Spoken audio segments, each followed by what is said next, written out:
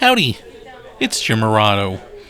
This is a video I made back in actually 2012. This might have been one of the first ever videos I kind of made just for the heck of it. And I believe July of 2012 at Ruby Falls, kind of in that Chattanooga lookout area of Tennessee, down on the Tennessee-Georgia border.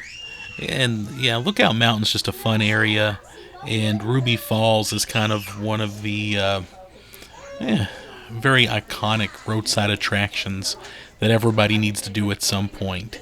And it's, I think of it as a cave tour. Of course, the main event is seeing the big waterfall in the cave. But it's, it's definitely a cave tour. And I know the day we were there and a couple of other times that I've been by, it's very crowded.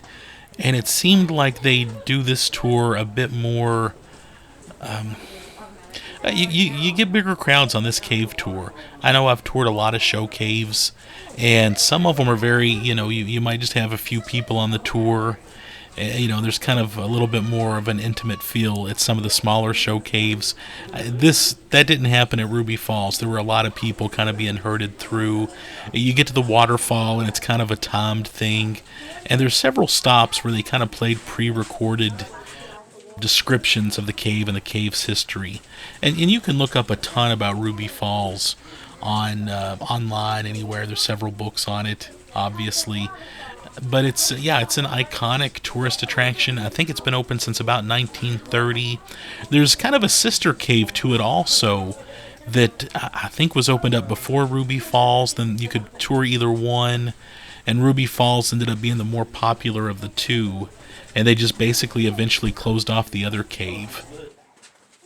And this is just a very short video. I think I only recorded for 10 minutes or so while we were there.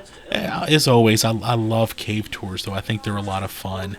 And Ruby Falls, again, is just so classic. And it's right by Rock City. It's by some Civil War sites, too. So it's in a great location. Give you a little idea about this area here. Describe this big formation called the Cactus and the Camel, which is the largest stalagmite you'll find down here. This particular one is composed primarily of the calcium carbonate, a little bit of limestone. Are you back there, Nathan? Yes, sir. All right.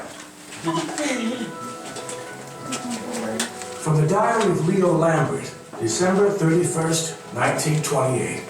We were all amazed at the incredible things we observed in this new area. We originally entered the caverns through a small opening at the elevator shaft, and we crawled for 7 hours until we could finally stand up. We eventually found our way to a geological wonder. There are formations all around. One looks like a large wax candle, another one like a cactus. I've spent my life. There's a really nice bed and breakfast in this area too, Chanticleer Inn, which is really close by. We love that place. It's just really classy, really nice. They have great breakfasts, and it's walking distance from Rock City, and it's a good place to stay in this area. And we like that place a lot. And again, we like Rock City. Chattanooga is just an incredible town. It's beautiful. I've got some other videos that I've made over the years in Chattanooga that I'll put up later. Chattanooga Lookouts at their ballpark. That's one of my favorite ballparks. Just great stuff. But yeah, Ruby Falls is a great cave, and we're seeing some of the water now. December 31st, 1928. Throughout our exploration over the last 2 days, we saw many incredible sights. The numbers and types of formations were staggering. Draperies, flowstone, and curvy stalactites that are called helictites. The most impressive part of the whole dreams was the wealth of capillary tubes overhead. All stalactites start as a hollow tube. Jimmy and I prefer to call them soda straws. There's even one formation that looks like a large leaning tower. The mineral deposits down in the caves are abundant, with the gray limestone walls, white calcium carbonate, iron oxide with its reddish-brown coloration, and black manganese.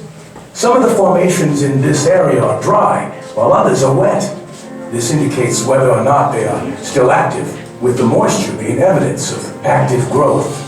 In that same area, we continue to find more and more formations, including one that looks like a turtle and one like a fish. Yeah, and I'm just gonna let this video play out at the waterfall. So check that out. And again, this is just a quick, simple video to show you a little bit about Ruby Falls near Chattanooga, Tennessee. So I hope you like that. Again, this was taken in 2012.